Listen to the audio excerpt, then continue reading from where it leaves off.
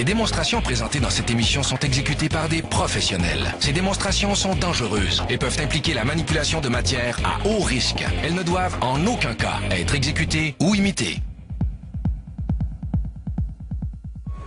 Le moteur électrique.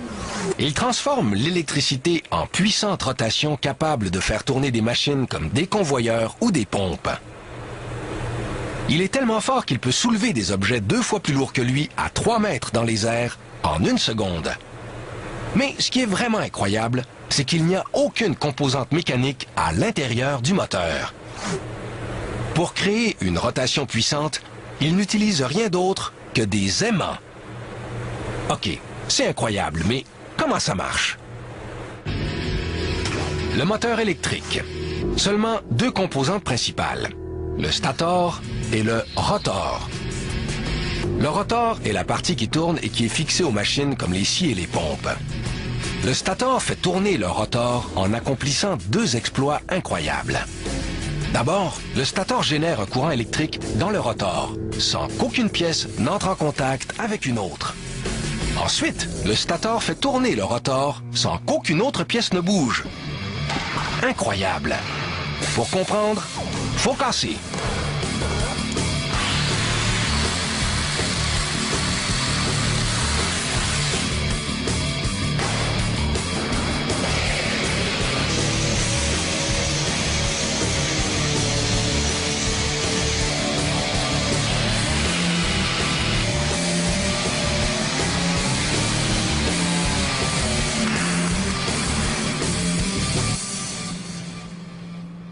Le stator est un cylindre creux. À l'intérieur, 3 fils de cuivre sont enroulés pour former 3 paires de bobines qui s'entrelacent tout autour de la paroi intérieure du stator. Quand le moteur est branché, l'électricité circule dans chaque paire de bobines, l'une après l'autre.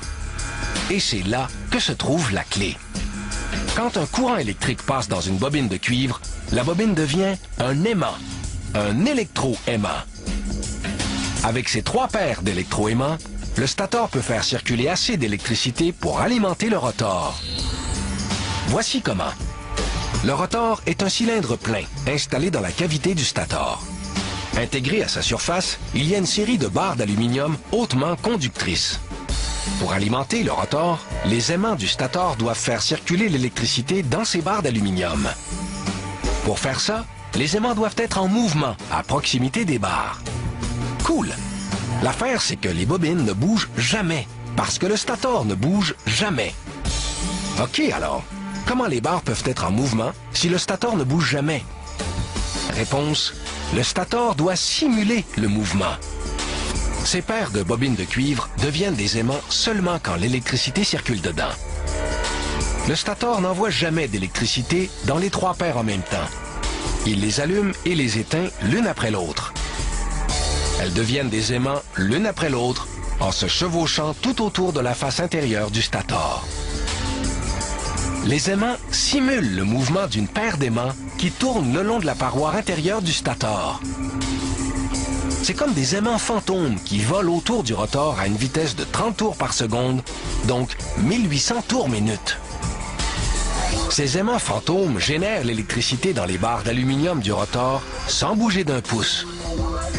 Une fois que le stator a alimenté le rotor en électricité, il se sert de l'électricité pour forcer le rotor à tourner, sans qu'aucune pièce ne bouge.